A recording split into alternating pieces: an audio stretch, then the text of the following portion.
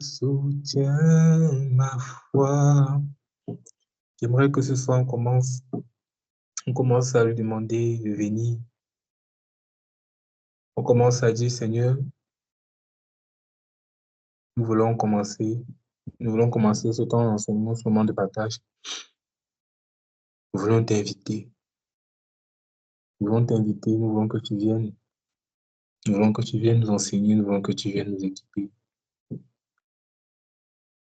Et parce que c'est un roi, lorsqu'un roi vient quelque part, tu apprends maintenant que le président ou le ministre va venir chez toi, tu vas ranger ta maison, tu vas disposer l'atmosphère, tu vas disposer l'endroit.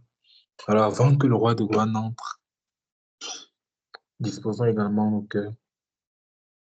Disposons-nous, quel que soit l'endroit où on se trouve, à le recevoir, à l'accueillir, parce qu'il est roi, il est Dieu, il est celui qui est au-dessus de tout. C'est là que la Bible dit, juste à la mention de son nom, tout genou fléchit, dans le ciel et sur la terre, toute langue confesse que Jésus-Christ est Seigneur. Et ce soir, nous aussi, Père, nous voulons confesser, Seigneur Jésus, que tu es Seigneur. Nous voulons confesser que tu es Seigneur et qu'en dehors de toi, il n'y a point d'autre Dieu. Nous voulons confesser que tu es Seigneur, qu'en dehors de toi, nous voulons servir personne d'autre, nous voulons honorer personne d'autre.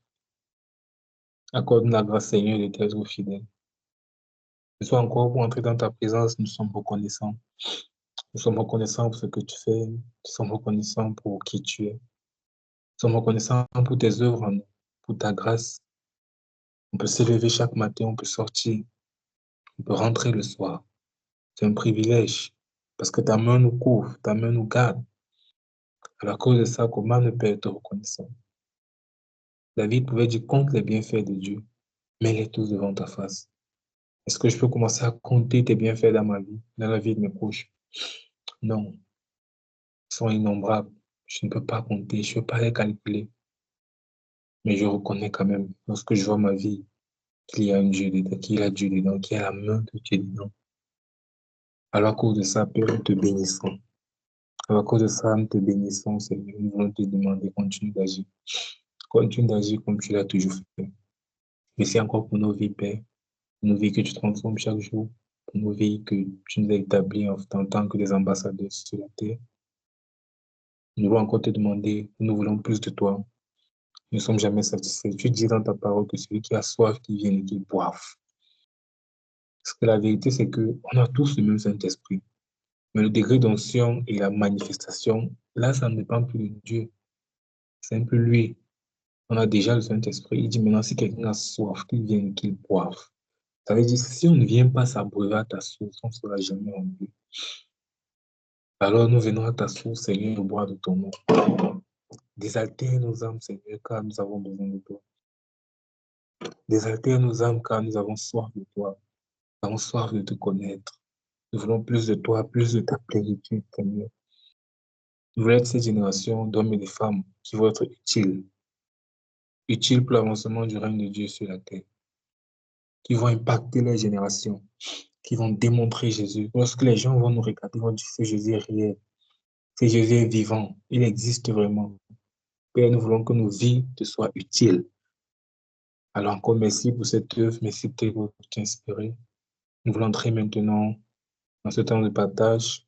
Nous voulons te demander, Seigneur Jésus, de venir et de nous enseigner, Père. Viens et prends le contrôle. Tout ce qui sera dit, tout ce qui sera fait, soit inspiré uniquement par toi. Selon qu'il est écrit, c'est poussé par l'esprit que les hommes ont parlé de la part de Dieu. On ne peut pas parler sans toi, on ne peut pas enseigner sans toi. Alors viens et prends totalement le contrôle. Et Père, ne voulons pas que quelque chose nous empêche d'être connectés à toi ce soir. C'est pour ça que nous te demandons pardon peut-être pour notre négligence. On t'a donné un rendez-vous. Nous sommes arrivés en retard. La vie du malheur à celui qui fait l'œuvre de ténèbres avec négligence. Alors ne nous impute pas notre péché, Seigneur, mais que le sang de Jésus-Christ nous lave, que le sang de Jésus-Christ nous purifie. Alors maintenant, ce soir, Père, viens et prends le contrôle. Viens et parle à nos cœurs, viens et enseigne-nous. Et qu'une seule personne, qu'un seul nom soit glorifié, le nom de Jésus-Christ. Nous reconnaissons que tu es Dieu, nous reconnaissons que nous avons besoin de toi. que par toi, toutes choses existent. Alors, prends le contrôle de ce moment, Seigneur, et que rien que ta volonté soit faite. Au nom de Jésus-Christ, nous avons prié. Amen.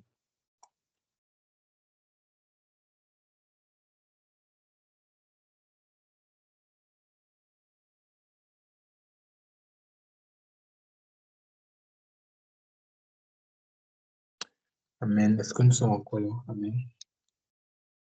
Amen, amen. Amen. Bon, ce soir, c'est vrai que c'est notre première séance d'études bibliques. Et ce sera beaucoup plus, je voudrais que ce soit pour cette première séance, ce sera beaucoup plus une causerie. On ne va pas mettre long, juste un petit partage pour introduire les bases avant de commencer dès la semaine prochaine. Dès la semaine prochaine, on a les cours avec les études bibliques orientées sur les cours qu'on a eu à faire. Comme on a dit, ce temps d'études bibliques déjà, pareil à ce qui vient. Pour qu'on soit disposé lorsque la rentrée va commencer, on ne soit pas. Enfin, un élève a fait 3 mois à ouvrir son cahier. Lorsqu'il revient, il y a les mots qu'il écrivait, qu'il connaissait même. Et il a oublié. Il n'a pas oublié parce que non, parce que d'autres choses sont maintenant en lui.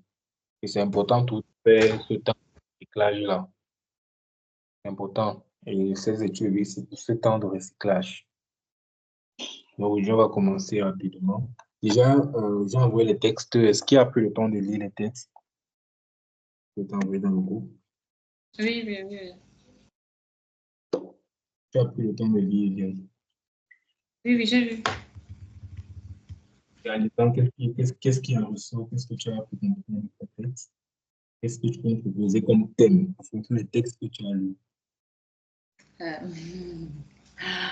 Bon, j'ai remarqué que tous les tests étaient centrés sur la parole de Dieu.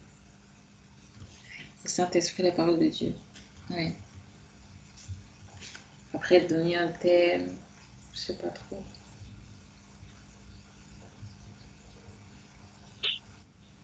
Tu peux proposer Hein? tu peux proposer un thème.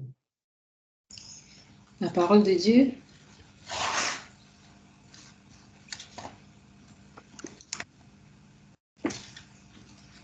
Ça marche. Oui, c'est ça justement. Ainsi qu'en dehors de Liliane, quelqu'un d'autre a pris le temps de lire. Bonsoir, Romina.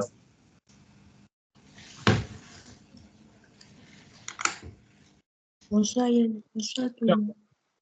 Désolé. I thought. Tu es encore dans le taxi, Romina.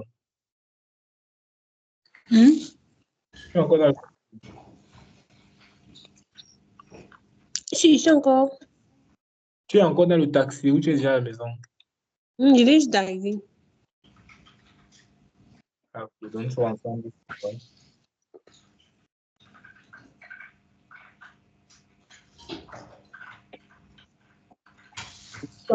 Bon, on venait de commencer et je demandais que, à part qui d'autre a pris le temps de lire les textes qui étaient envoyés dans le groupe?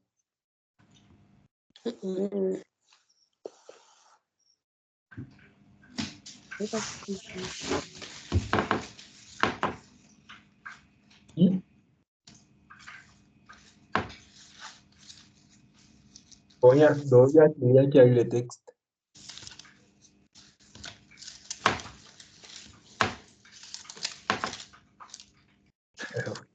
Ils ont eu la semaine passée.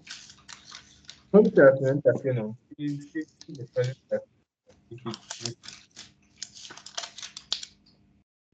Quelqu'un est en train de fouiller quelque chose. Je suis ébloui. Oui, c'est ma Bible. Bon, déjà, je pense que c'était Simon qui avait proposé d'envoyer les textes à l'avance. Donc, c'était lui. Je pense que l'idée est très bonne. Envoyer les textes à l'avance, déjà, ça nous permet que chacun puisse s'imprégner. Chacun en venant ait déjà une idée de ce on va parler de quoi, qu'est-ce qu'on va se dire. Ça fait que lorsqu'on vient, on n'est plus perdu. Parce que lorsqu'on fait une étude biblique, ce n'est que les versets qu'on lit. Ce n'est que les versets, en fonction des versets qu'on va lire, on tire une conclusion. Maintenant, si on vient le jour J et on donne les versets juste comme ça, bon, ça ne sera pas vraiment comme une étude biblique, ce sera plus comme un enseignement. Alors, l'enseignement est différent de l'étude biblique. L'étude biblique, chacun doit s'imprégner. On vient maintenant, on donne les versets, chacun donne son avis et on course, et après on conclut en fonction de la parole. Donc, c'est pour ça que c'est important lorsque les versets sont envoyés à l'avance. Vraiment, si je vraiment en fonction de ma disponibilité aussi, comme on a étudié les jeudis, si c'est possible, je vais envoyer les textes lundi. Peut-être pour donner assez de temps. Parce que je pense que si on dit 3 jours pour lire les versets, on n'est pas obligé de tout lire, mais on peut quand même survoler pour avoir une idée, parce que ce ne sont pas des longs textes, ce sont juste des portions de texte. Donc, vraiment, mes sœurs, vraiment, disposons notre temps, disposons notre temps. De mon côté aussi, je vais faire de même, par la grâce de Dieu, envoyer les textes un peu plus tôt, pour qu'on puisse s'imprégner davantage. Est-ce que chacun D'accord. a sa Bible devant? Mhm. Tout le monde a sa Bible. Et moi, j'ai. Oui. Omina, c'est Ariel encore avec nous. C'est bon pour moi. Ariel est très fatigué. J'ai ma Bible. Ok. Ok. Pour commencer, je vais lire Jean 1. Eliane va lire Jean 6, 63. Romina va lire Marc Mhm. 4, verset 1 à 20. Tata Ariel va lire Matthieu 4, verset 4. Chacun a compris son verset. D'accord. Mhm. Ok, d'accord. Je vais commencer. Oui. Un verset 1 à 4. Au commencement de toutes choses, dans la version Nouvelle Français courant, au commencement de la parole existait. La parole était avec Dieu, elle était Dieu. Elle était donc avec Dieu au commencement. Tout est venu à l'existence par elle, et rien de ce qui est venu à l'existence n'est à cause d'elle. En elle se trouvait la vie, et cette vie était la lumière pour les êtres humains. Amen. Oui. Amen. Amen. Amen. J'enchaîne directement. Oui, tu Mhm. peux dire. Jean 6, verset 63. C'est l'esprit qui vivifie, la chair ne sert de rien. Les paroles que je vous ai dites sont esprit et vie. Amen. Amen. Marc 4, verset 1 à 20. Jésus se mit de nouveau à enseigner au bord de la mer. Une grande foule s'étant assemblée auprès de lui, il monta et s'assit dans une barque sur la mer. Toute la foule était à terre sur le rivage. Allô? Il leur enseigna beaucoup de choses. Oui, allô? On m'écoute pas. Tu peux commencer à partir du verset 14 plutôt. Bon, c'est vrai qu'on va utiliser le début à la fin, mais tu peux utiliser 14 avant. Le reste, quand on va D'accord. parler, on va utiliser les premiers versets. Ok, d'accord. Donc, Marc chapitre 4 à partir du 14e verset. Oui, Le merci. semeur sème la parole. Les uns sont le long du chemin où la parole est semée. Quand ils l'ont entendue, aussitôt, Satan vient et enlève la parole qui a été semée en eux. Les autres, pareillement, reçoivent la semence dans les endroits pierreux. Quand ils attendent la parole, ils la reçoivent d'abord avec joie, mais ils n'ont pas de racines en eux-mêmes. Ils manquent de persistance et dès que survient une tribulation, une persécution à cause de la parole, ils y trouvent une occasion de chute. D'autres reçoivent la semence parmi les épines. Ce sont ceux qui entendent la parole, mais qui les soucis du siècle, la séduction des richesses et l'invasion des autres convoitises étouffent la parole et la rendent infructueuse. D'autres reçoivent la semence dans la bonne terre. Ce sont ceux qui entendent la parole, la reçoivent et portent du fruit 30, 60 et 100 pour un. Amen. Amen. Amen.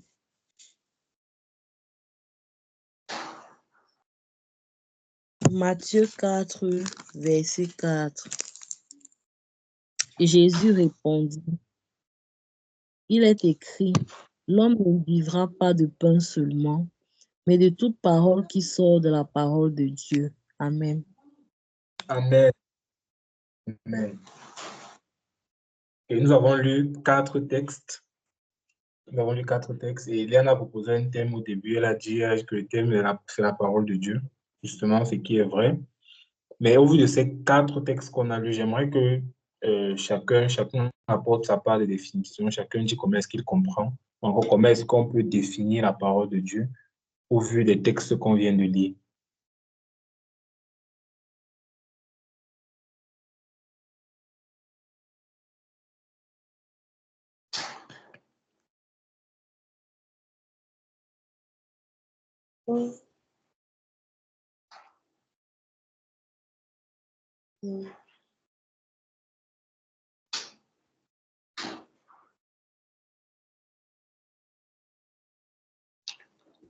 Comment on peut définir la parole de Dieu bien d'un autre thème, c'est pas. Lui, comment est-ce qu'en fonction des textes-là, en fait, qu'est-ce que les textes-là nous apprennent de la parole de Dieu, s'il faut dire ça comme ça?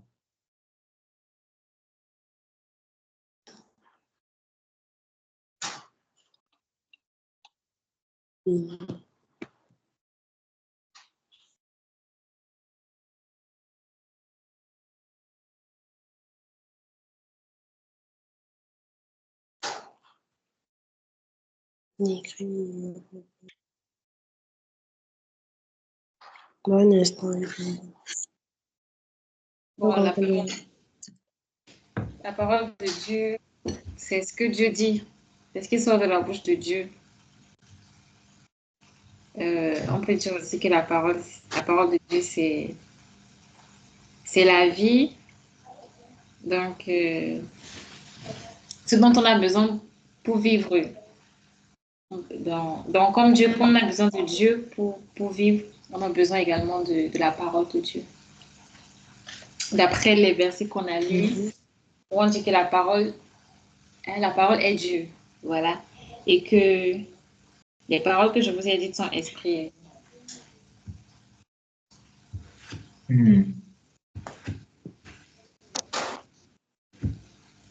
D'accord, merci.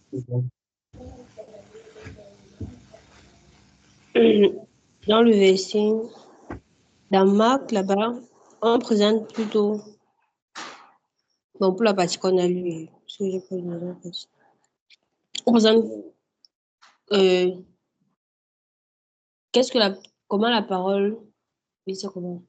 Lorsque la parole est semée, bien lorsque la parole est dite au milieu des hommes, bien au milieu de, quels sont les effets qu'elle produit en fonction de la personne qui l'a reçue, en fonction des circonstances dans lesquelles la personne se trouve.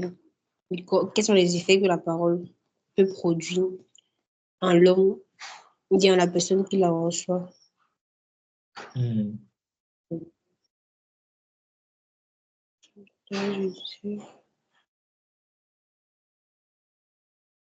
Non.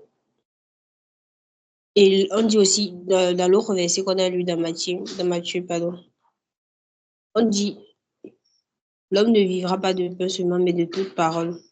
Donc, c'est vrai qu'on a besoin de manger pour vivre, c'est pas, pour manger pour entretenir notre organisme. Mais aussi, on a besoin de la parole aussi bien que la nourriture nous fortifie, c'est pas, nous donne des forces. Autant la parole de Dieu est également une source d'énergie, une source de, c'est pas, Autant il nous nourrit, mais il nous donne des forces. Parce que Amen. D'accord. Ok, merci, Romy. Est-ce que tu as quelque chose à ajouter? Oui, je crois dans Jean 6, la parole disait que c'est l'esprit qui vivifie et que la chair ne servait à rien. Mhm. Avec ça, je comprends à quel point euh, nourrir plutôt l'esprit avec la parole de Dieu. C'est ce qui va c'est ce qui c'est ce qui nous vivifie le mieux que de peut-être manger ou bien de faire les choses qui vont nourrir la chair. Avec ça, je comprends à quel point la parole a une place meilleure dans ma vie que les choses qui nourrissent ma chair. Mhm. Ajouter. Amen. Amen. Ok. Merci à tout le monde. Merci à chacun pour son apport. Eliane, tu as dit un truc tout à l'heure. Tu as dit que la parole de Dieu, c'est la vie. J'aimerais si tu pourrais nous expliquer un peu mieux. Quand tu dis que la parole, c'est la vie, tu pourrais un peu nous expliquer ta pensée ou comment tu comprends ça? Que tu dis que la parole de Dieu, c'est la vie. Vous dites qu'on a besoin de la parole pour bien vivre, non? Et puis, comme quand on dit que l'eau, c'est la vie, donc on ne peut pas se passer donc, on a absolument besoin de l'eau. C'est comme ça aussi pour la parole, on a absolument besoin de la parole pour vivre, pour se porter bien, etc. Moi, je connais des personnes qui n'ont pas de parole, qui n'ont pas de vie, mais qui vivent bien. Ils n'ont pas de... Ils n'ont pas de parole, ils n'ont pas, ils savent pas la parole, ils ne connaissent pas la ils parole de Dieu, connaissent mais pas. ils vivent Oh, mais qui vivent bien. bien.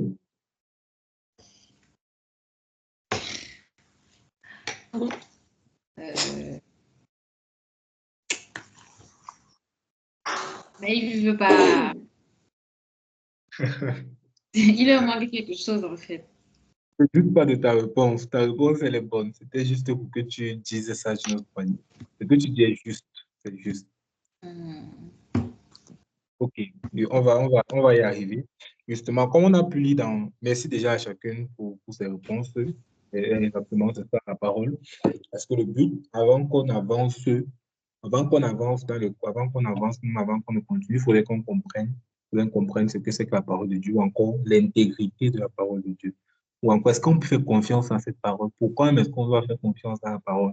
Pour cette petite question-là qu'on se pose souvent, le Seigneur va nous aider à comprendre. Dans Jean 1, on nous apprend que au commencement était la parole était avec Dieu, la parole était Dieu, la parole était avec Dieu. Là, on nous présente la parole, bon, on dit après que c'est chair. On présente la parole de cela maintenant comme, dans Jean, on présente la parole comme une personne. Ça peut être comme une parole d'une personne. En réalité, que la parole de Dieu s'est matérialisée en une personne qu'on appelle Jésus-Christ. Je pense que ça, chacun, on connaît déjà que Jésus-Christ est la parole de Dieu faite chair. Encore, Jésus-Christ est Dieu chair. Dieu qui est descendu du ciel et qui est venu sur la terre pour nous sauver, pour nous réconcilier avec lui-même, qui est remonté et qui est assis maintenant à la droite du Père. Donc, dans Jean 1, on présente cette parole-là, la parole faite chair. Et dans Jean 6, on dit que la parole est esprit et vie. Comme Hélène était en train de dire, c'est la parole qui nous apporte la vie. C'est la parole qui donne la vie. Maintenant, et dans Marc 4, on présente la parole comme étant une semence. Lorsqu'il dit que lorsque le semeur est parti s'aimer, pourquoi est-ce que Jésus présente ça comme une semence? Pour le rapport entre la parole et la semence. Pourquoi est-ce qu'il a fait cette analogie-là? On va comprendre ça avec les autres textes. Pourquoi est-ce qu'il a fait le rapprochement? Et dans Matthieu 4, il dit, l'homme ne vivra pas que de pain, mais de toute parole qui sort de la bouche de Dieu. Maintenant, pour faire comprendre les textes de Jean 6, où il dit la parole est esprit et vie, et Matthieu 4, lorsque Jésus disait ça, il disait l'homme ne vivra pas que de pain. Ce qu'on doit comprendre ici, c'est qu'on sait déjà, c'est que l'homme, c'est un esprit, premièrement. Il dit l'homme, ce n'est pas ma chair, c'est. L'homme, ce n'est pas. L'homme possède une âme et qui vit dans un corps. Je pense que vous avez eu à dire ça, n'est-ce pas? Et quand Jésus dit les Oui. paroles de son esprit, les paroles que Jésus dit, c'est ça qui vous donne la vie. C'est ça en fait qui donne la vie à votre esprit. C'est ça qui vous régénère. Et lorsque je suis enfant de Dieu, donc lorsque je suis né de nouveau, je suis né de nouveau, j'ai confessé Jésus et tout, mon esprit est renouvelé, je suis encore un bébé, je suis encore un enfant. Et maintenant, pour grandir dans ma marche spirituelle, pour grandir et être davantage en communion avec Dieu, ce qu'il me faut, ce n'est pas d'abord la nourriture physique. Parce que ce n'est pas mon corps qui a changé. Mon corps n'a pas changé, mon corps est resté pareil. Et si je passe le temps peut-être à manger encore, ça n'affecte pas mon esprit. Oui, l'homme n'aimera pas que de pain seulement, mais de toute parole qui sort de la bouche de Dieu. Il dit, les paroles que je vous ai dites sont esprit et vie. Ce sont ces paroles-là qui vous apportent la vie. Ce sont ces paroles-là qui vous régénèrent. Ce sont ces paroles-là qui vous restaurent. Ce sont ces paroles-là qui vous donnent la paix, qui vous font grandir. C'est la parole que moi j'ai dit, c'est la parole que j'ai annoncée. Amen. Amen. Compléter, on va lire un texte. La personne qui va trouver peut lire 2 Timothée 3, versets 16 à 17.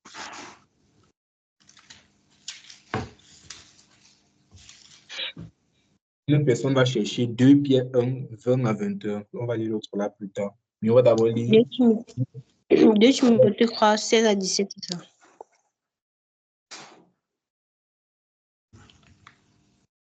Deux Timothée 3, 16 à 17.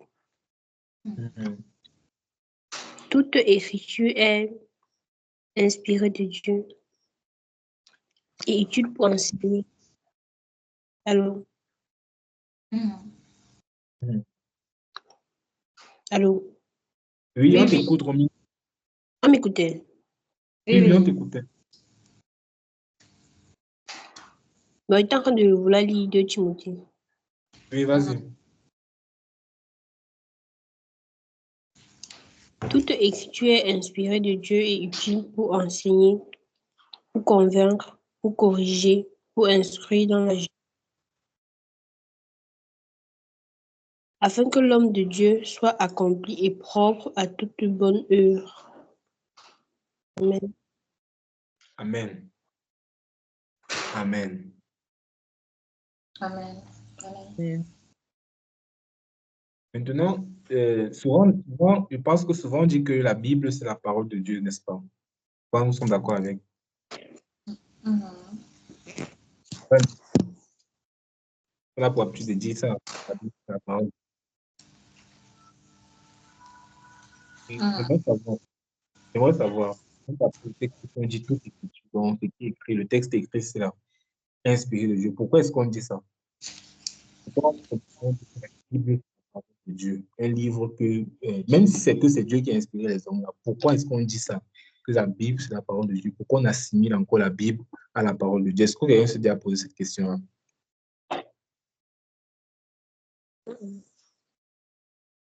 Maintenant, est-ce que quelqu'un peut répondre? Pourquoi est-ce qu'on dit que la Bible, c'est la parole de Dieu? Hmm.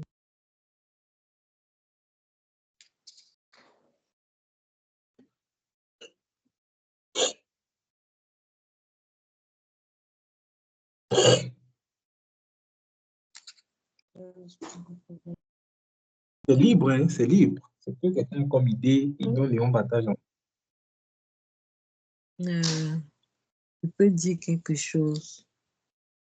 Oui, On dit tata, que, je pense que la Bible, on dit que la Bible, c'est la parole de Dieu parce que les hommes qui ont écrit la Bible ont été inspirés par l'Esprit de Dieu. Alors, ce n'était pas de leur propre intelligence qu'ils l'ont fait, mais c'est pas l'Esprit de Dieu. Je pense que c'est pourquoi. Oui. Amen. Justement, c'est ça. Merci, tata. Donc, il dit toute écriture est inspirée de Dieu et utile pour enseigner. Voilà d'abord le rôle. Il dit utile pour enseigner, premièrement, la vérité, réfuter l'erreur, corriger les fautes et former à une manière de vivre conforme à ce que Dieu demande. Ainsi, grâce à elle, toute personne qui est au service de Dieu sera parfaitement préparée et équipée pour agir à tout égard. Ici, là, dans le texte, c'est la partie où on dit toute écriture est inspirée. Dans la version originale, le mot ici, là, c'est plutôt toute écriture est soufflée par Dieu. On va comprendre pourquoi le souffler par Dieu là est important. Parce qu'à chaque fois que la Bible parle du souffle, le souffle fait généralement référence à l'Esprit, encore au Saint-Esprit. Regardons si on rentre dans Genèse, lorsque Dieu crée l'homme, l'homme est comme ça, on peut dire, ça c'est moi qui dis, évitez de lèvres couchées au sol, je ne sais pas où. La Bible dit clairement que Dieu a soufflé en lui. Et lorsque Dieu a soufflé en lui, qu'est-ce qui s'est passé à l'instant là? L'homme a eu la vie. Est-ce on se comprend? Le souffle de Dieu a donné la vie en l'homme. Et là, on dit souvent que Adam est devenu une âme vivante. Donc, Adam devient vivant à partir du souffle de Dieu en lui. Et c'est la même chose ici avec la parole qu'on est en train de lire dans le texte. Toute écriture était soufflée par Dieu. Donc, dans ces écritures-ci, elles ne sont pas paroles de Dieu pour rien. On a déjà dit dans Jean que la parole était Dieu d'abord. Donc, la parole, déjà, c'est Dieu. Maintenant, elle est la parole de Dieu. Elle encore, la Bible, encore les Écritures sont encore assimilées à Dieu lui-même, ou encore à sa parole, ou encore à ce qu'il est dit, parce que la Bible transporte l'Esprit de Dieu. Cette parole transporte l'Esprit de Dieu. Comme moi, je suis créé à l'image de Dieu. Chacun d'entre nous, l'être humain, on a l'Esprit de Dieu en nous.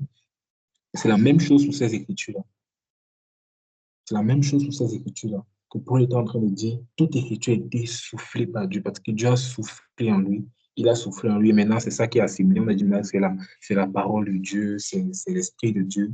C'est pour ça que c'est le seul livre, il n'y a pas un livre qui peut apporter le changement dans la vie d'un homme comme la parole. Il n'y a pas.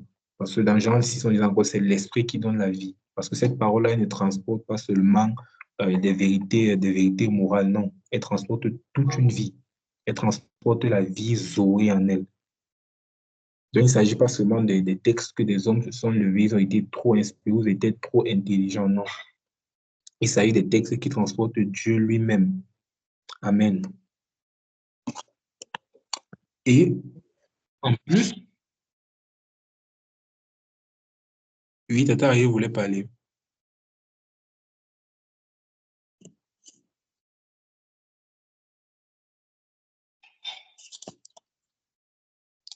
Tata Aye, tu voulais parler? Non, non, ma mère a juste touché l'écran. Ok. Et est-ce que quelqu'un a trouvé 2 Pierre 1, verset 20 à 21?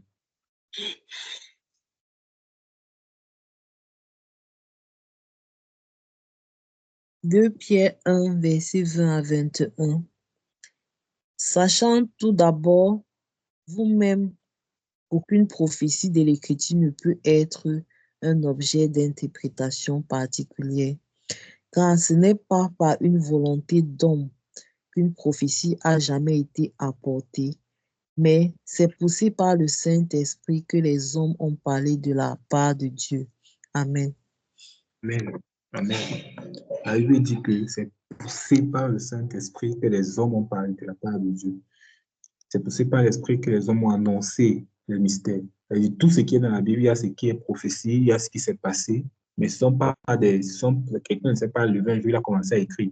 Et quand on lit, plus on lit la Bible, plus on se rend compte de la sagesse en fait qu'elle contient. On se rend compte de la sagesse. Quand tu lis les prophéties de Jean, les prophéties de Daniel, les prophéties de tous ces grands hommes-là, donc ça ne peut pas se mettre une intelligence humaine. Et puis, il dit, c'est poussé par l'Esprit que les hommes ont parlé de la part de Dieu. Donc, ça doit d'abord être ancré en chacun d'entre nous. Que la Bible, ce n'est pas seulement un recueil de belles histoires ou un recueil de morale, non. C'est un livre qui est inspiré par Dieu lui-même. C'est un livre qui est intègre. C'est un livre qui est digne de confiance. Et Dieu confirme sa parole par lui-même. Et aussi, une chose qu'il faut savoir, c'est que la Bible s'explique elle-même. La Bible s'explique elle-même, ou encore la Bible s'interprète elle-même. La Bible n'a pas besoin d'un enseignant pour l'expliquer. La Bible n'a pas besoin de, je sais pas, on va dire d'un bishop, d'un apôtre, non, pour s'expliquer. La Bible s'explique elle-même. Ça veut dire tout ce qui est écrit dans la Bible, il y a sa réponse toujours dans la Bible. Donc, tout ce qui est écrit dans la Bible, même si tu te poses une question sur un verset que tu as lu, sur un texte que tu n'as pas compris, il y a toujours sa réponse à l'intérieur, toujours dans ce livre-ci. Maintenant, c'est juste parfois, c'est maintenant juste la révélation qu'on n'a pas. C'est maintenant la révélation qu'on n'a pas. Parce que la Bible, c'est la parole, comme dit souvent la parole logos, mais maintenant, il y a la parole réma, c'est-à-dire la révélation. C'est pour ça que lorsque, bon, on va arriver, ça, je pense, on va conclure par ça, et on reviendra sur ça. Dans la Bible, c'est un livre qui est inspiré. On va revenir encore pour comprendre une autre chose. Euh, pourquoi est-ce qu'on appelle la Bible, on a compris pourquoi est-ce je t'ai expliqué pourquoi est-ce qu'on appelle la Bible parole. On dit que c'est la parole de Dieu. Et on dit dans ça, c'est parce que Dieu a soufflé en eux, Dieu a inspiré les hommes, Dieu a soufflé aux hommes, et Dieu lui-même est à l'intérieur. Dieu lui-même, il est à l'intérieur. Et cette parole-là, je vais dire quoi? Elle a fait des preuves, ou encore elle fait des preuves chaque jour. Elle fait des preuves chaque jour, parce que des milliers de vies sont transformées par elle. Et nous-mêmes, nous sommes là parce que nos vies ont été transformées par elle. Juste un livre que lorsque tu as été en contact avec elle, ta vie a changé. Un livre que lorsque tu es entré en contact avec lui, ta vie a changé. Juste un livre. Non, le livre, ce n'est pas simple. Que Dieu bénisse sa parole. On va revenir sur le texte de Romains, Marc 4, verset 14. La Bible dit, le semeur sème la parole de Dieu. Amen. Le semeur sème la parole de Dieu. Vous savez, le texte de Marc 4, c'est un magnifique texte parce que là, l'apôtre Marc, il donne un enseignement pour le disciple Jésus. Marc, il donne un enseignement sur l'intégrité de la parole. Il parle vraiment de la parole de Dieu ici. Il parle de sa puissance, il parle de sa nature. Il parle du fait qu'on peut avoir foi en elle. Parce que si est-ce qu'on essaie de lire les paraboles là, le jour-là, dans Marc 4, dans Matthieu 13, dans Luc 8, Jésus a enseigné plusieurs paraboles sur le semeur, le champ, sur le royaume, sur les vérités. Jésus les expliquait ce que c'est que la parole. Et lorsque ça fait dans la vie d'une personne, lorsque ça entre en toi, qu'est-ce que ça fait? Et Jésus n'insistait pas sur la parabole du semeur parce qu'il veut qu'on comprenne l'agriculture. Non. S'il a pris la parabole du semeur, c'est pour une analogie, c'est pour qu'on comprenne les vérités spirituelles. Maintenant, pour comprendre les vérités spirituelles, parfois on a besoin d'utiliser les circonstances naturelles. Parce que le monde spirituel et le monde naturel sont parallèles. Il n'y a rien de naturel qui vient d'abord dans le spirituel. Ça va dire qu'avant que quelque chose ne vienne dans le naturel, avant qu'on ne crée quelque chose, n'importe quoi, il y a toujours son équivalent spirituel. Toujours. Il n'y a rien de naturel qui n'a pas son spirituel. Ça n'existe pas.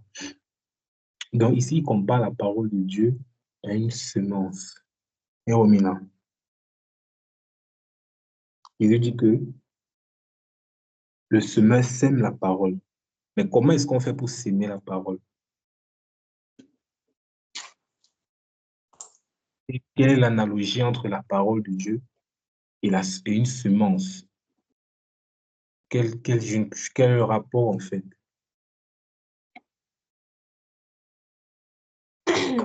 Pardon. Bon, semer la parole, c'est pas quand on creuse la terre, on plante une graine, mais c'est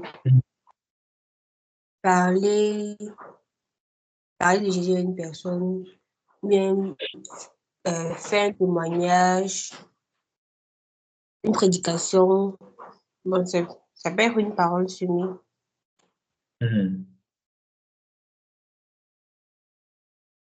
D'accord. Merci, Romina. Eliane, quel est le rapport qu'il y a entre la parole de Dieu et une semence? Il dit que le semeur sème la parole. Comment on fait pour s'aimer la parole? Quelque chose qu'on ne touche même pas. Comment on fait pour s'aimer? Quand on est habitué à que la semence, tu touches, tu creuses le sol et tu mets. Maintenant, Jésus vient nous dire que le semeur sème la parole. Ça, c'est... Le semeur sème la parole. C'est quand tu fais entendre la parole à quelqu'un, une manière de semer, de semer ça en lui. Ouais, parce que la personne va aller réfléchir au-dessus. Ouais.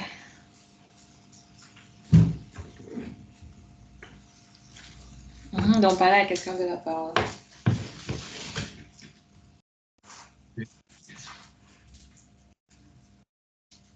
Ariel va ajouter quelque chose. Tu dis? Ariel va ajouter quelque chose. Oui, Oui, Tata Ariel. il faut comparer la parole à la sémence. Moi, je comprends beaucoup plus dans le sens où lorsque on reçoit la parole de Dieu, lorsqu'on sème quelque chose d'abord naturellement, on voudrait que la plante qu'on a sémée soit dans les conditions nécessaires pour pouvoir grandir, pour pouvoir germer, déjà sortir de terre, germer. Et je pense que c'est la même chose avec la parole de Dieu. C'est-à-dire que pendant que si on le semeur, celui qui sème ou bien c'est nous qu'on sème, on doit se mettre dans les conditions nécessaires pour que après la croissance soit visible dans nos vies, que ce soit visible de l'extérieur, tout comme la plante qu'on sème dans les bonnes conditions. Au départ, elle ne se voit pas, on ne sait même pas qu'on a mis quelque chose à terre. Mais à un moment donné, on peut se rendre compte que la plante est en train de germer petit à petit pour grandir.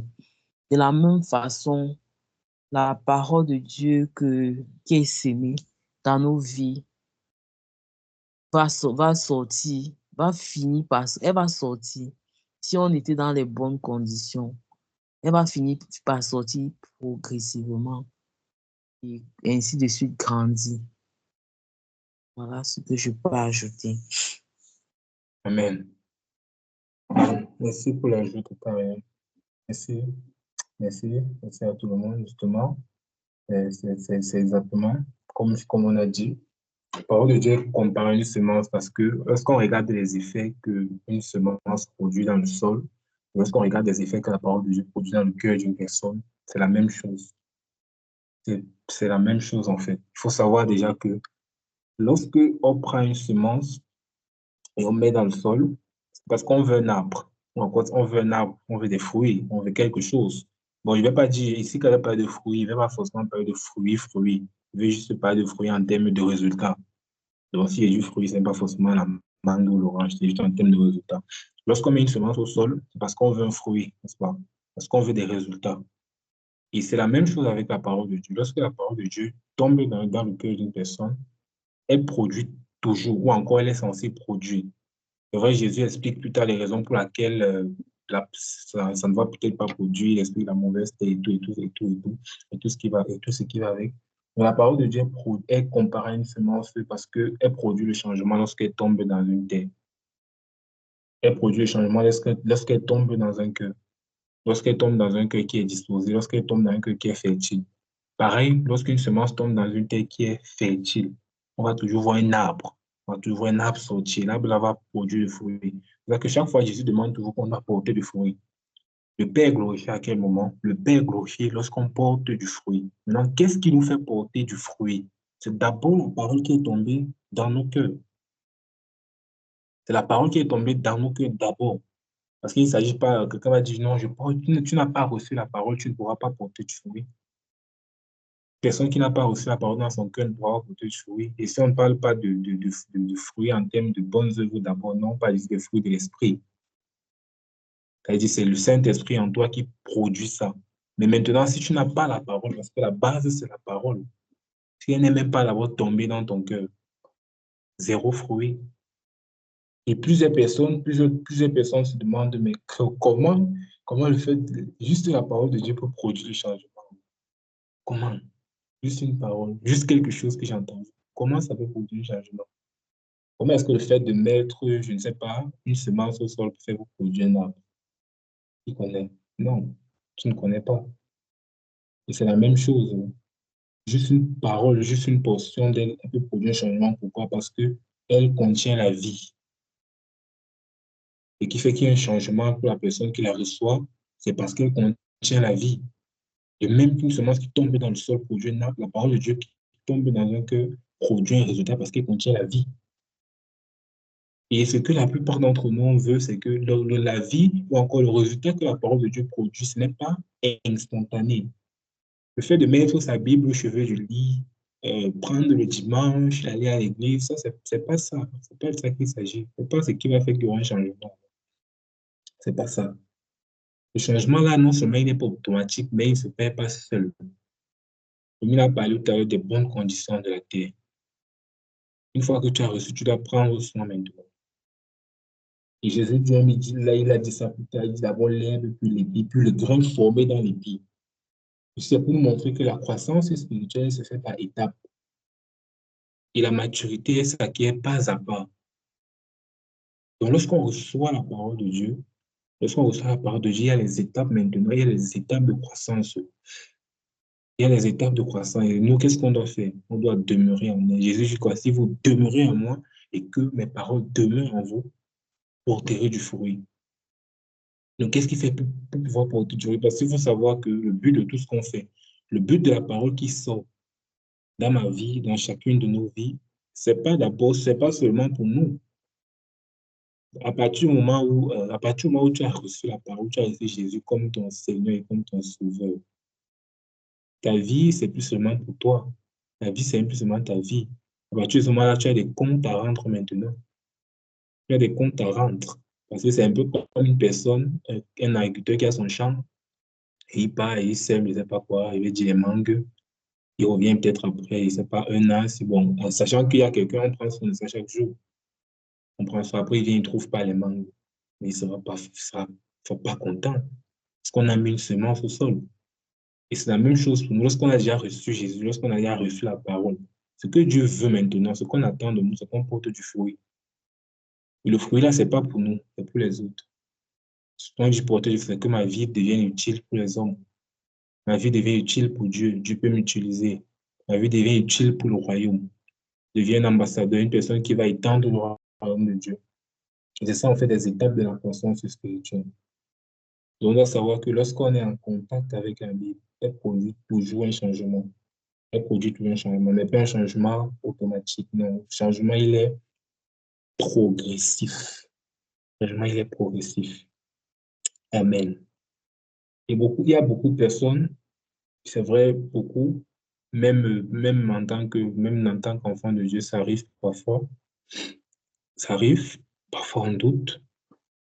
Est-ce que ce qui est écrit, et à partir de quel moment on commence à douter? À partir des difficultés. C'est la difficulté qui fait parfois qu'on doute. C'est la difficulté qui fait qu'on se pose des questions. On commence à se demander est-ce qu'elle est intègre. On peut y avoir voir ça dans le texte aussi, euh, lorsque je suis calmé à la tempête, les disciples ont tellement eu peur. Ça nous montre à partir du verset 35, c'est la fin là. Ça veut dire que malgré tous les enseignements que les gens ont reçus sur la parole, malgré tous les enseignements qu'ils ont reçus, parce que Jésus les a beaucoup enseigné la journée sur la parole, il les a beaucoup parlé de ses effets, de ce que ça fait dans la vie d'une personne. Leur foi en la parole n'était pas encore complète. Parce que lorsque la difficulté est venue, il faut encore qu'on parte déranger Jésus. Et c'est ce qui arrive à la plupart, à plusieurs d'entre nous. Ça arrive. Lorsque les difficultés viennent, on commence à se demander, non, mais est-ce que ce que Jésus a dit là, est-ce que c'est même vrai? Est-ce que je peux me faire confiance en ça? Seigneur, pourquoi tu ne fais rien? Dans ta parole, on dit, tu seras avec moi, comme tu as été avec Moïse. Maintenant, est-ce que tu passes dans une situation, mais Seigneur, est-ce que je peux même croire en ça? Non. C'est vrai qu'il y a des situations qui vont nous arriver. Quand la chanson qui n'a pas dit que ce sera facile, mais il sera toujours avec nous. Les disciples oubliaient que dans la barque, il était avec eux. Il n'était pas seul. Donc, nous, on doit avoir la conviction que cette parole-là, elle est intègre. Cette parole est digne d'être reçue. Les paroles que Jésus a annoncées, les paroles que Jésus a proclamées, elles sont fidèles. Et même lorsqu'il y a des difficultés, ça ne signifie pas qu'il a changé. Les difficultés ne signifient pas que Dieu a changé ou que Dieu n'est plus fidèle. Les choses qui n'arrivent qu'on ne comprend pas, ça ne veut pas dire qu'il n'a pas changé, non. Mais lorsqu'il y a quelque chose, on doit d'abord soit se remettre en question. Est-ce que ma vie est en ligne droite avec ce qu'il a dit, avec ce qu'il a annoncé? Qu'est-ce qui n'a pas marché? Rentrer auprès de lui, poser des questions et non remettre la parole de Dieu en doute parce que la parole de Dieu est intègre. Il n'y a rien dans ce monde qui est plus intègre que la parole. Il n'y a rien dans ce monde qui est plus fidèle que la parole. Amen. Et la parole, comme on disait tout à l'heure, la parole logos, c'est la parole rhéma. Parole logos, qui est cette parole, la Bible qu'on lit, on prend, on médite, on lit tout ce qui va avec. Mais on va lire Luc 24, verset 45. Luc 24, verset 45.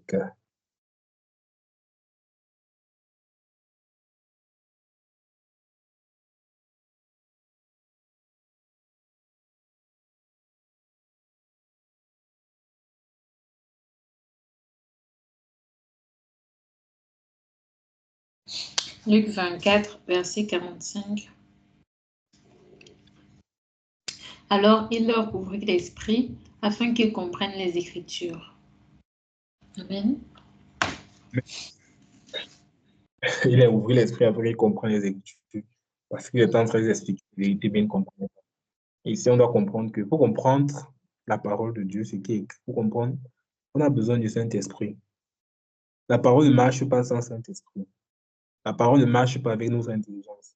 La parole ne marche pas avec, je ne sais pas, notre niveau d'études, avec notre master qu'on a eu, notre doctorat ou bien, je ne sais pas, tout autre diplôme. La parole ne marche pas avec. Pour comprendre la parole, il faut l'esprit qui est derrière la parole. Il faut l'esprit qui est derrière la parole. Il faut toujours, avant de vouloir lire, il faut toujours le Saint-Esprit. Quand tu vas te rendre compte qu'il y a un verset que tu peux avoir lu aujourd'hui, après peut-être que tu as lu il y a 5 ans, tu lis encore aujourd'hui, il y a un autre décret de révélation que tu comprends. Parce que la Bible, c'est d'abord un livre de révélation. La Bible, ce n'est pas un livre où on comprend avec son intelligence, où on comprend avec son intellect, non. Donc, chaque fois, lorsqu'on entre dans la parole de Dieu, lorsqu'on entre dans la parole de Dieu, Seigneur, je veux, inspire-moi, fais-moi comprendre. Fais-moi comprendre. Quand j'écoutais certaines personnes parler, certains prédicateurs, parce que moi, les prophètes, il y a tous les gens derrière là qui sont en train de crier.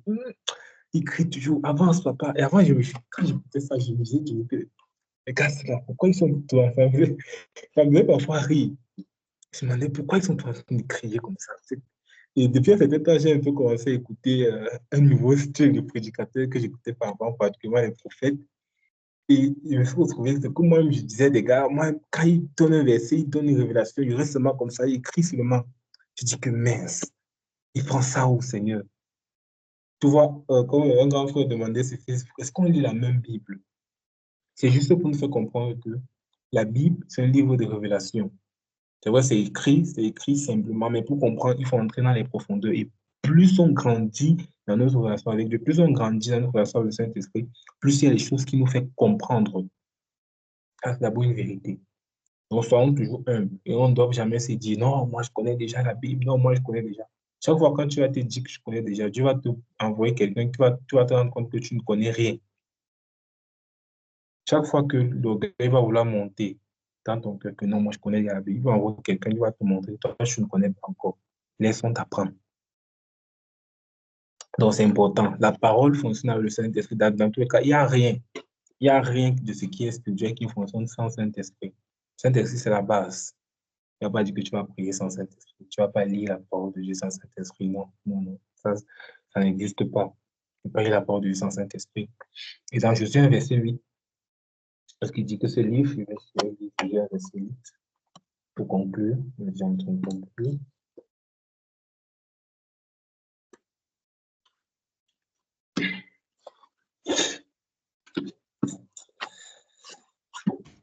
Tu dis quel verset, s'il te plaît? Josué 1, Un verset. Josué Josué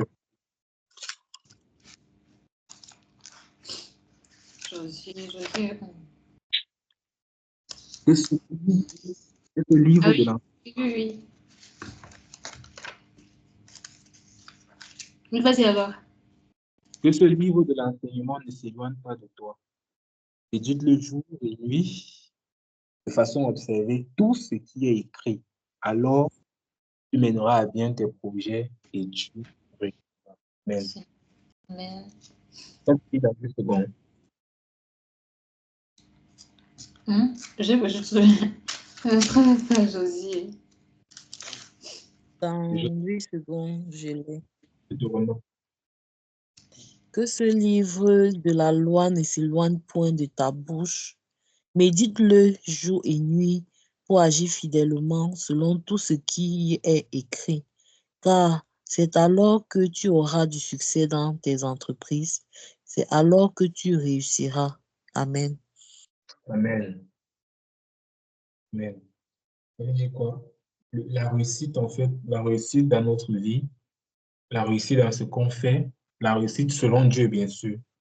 Ce qui va produire la réussite dans notre vie, c'est le contact permanent avec la parole de Dieu. C'est le contact permanent avec la parole de Dieu. Toutes ces personnes-là qui ont été proches de Dieu ont été en contact avec sa parole. Cette parole-là qui transforme, cette parole-là qui reste, qui nous montre. C'est la parole de Dieu. Il y a des enseignements sur tout. Que ce soit sur tout ce qu'on peut vivre, sur tout ce qu'il y a comme sagesse, sur tout ce qui existe. Il y a ça dans la parole de Dieu.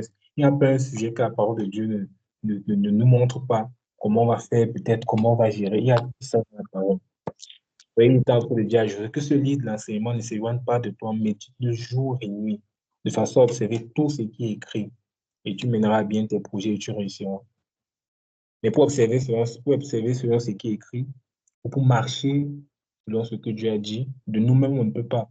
L'esprit est bien disposé, mais la chair est faible. C'est pour ça qu'on nous encourage toujours, toujours dans notre marche, à compter sur le Saint-Esprit. Parce que c'est lui qui fait les œuvres du Père en nous. Il n'y a pas une personne.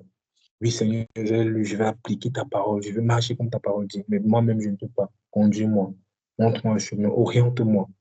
Donc, toujours demander, Saint-Esprit, conduis-moi. Lorsque je reçois cette parole que je vais mettre en pratique, lorsque je reçois cette nouvelle révélation de toi, aide-moi à mettre cela en pratique. Et là, je sais que je vais voir des résultats pour ma vie. Amen. Amen. Parce qu'on on a terminé, on a terminé. Avant qu'on termine, est-ce que chacun peut faire un résumé de ce qu'il a compris ou si quelqu'un a un ajout à faire sur ce qu'on a dit?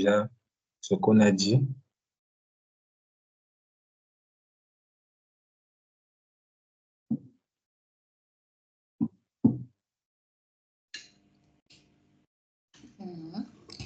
Mhm.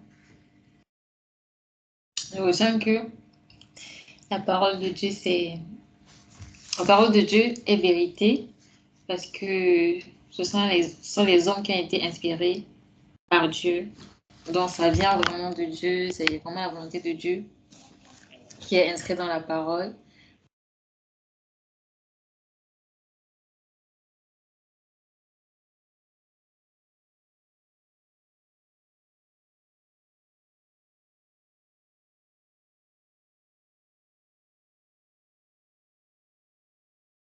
Allô? Je ne t'écoute plus, Eliane. C'est chez moi qui a un problème.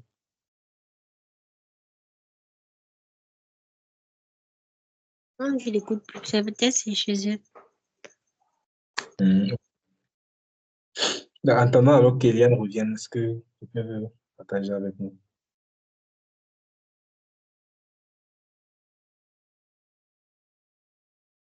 Mhm. Je vais dire ce que je peux retenir. Là, à chaud. Ça, c'est après. Donc, ce que je peux retenir, ce que je retiens de notre méditation.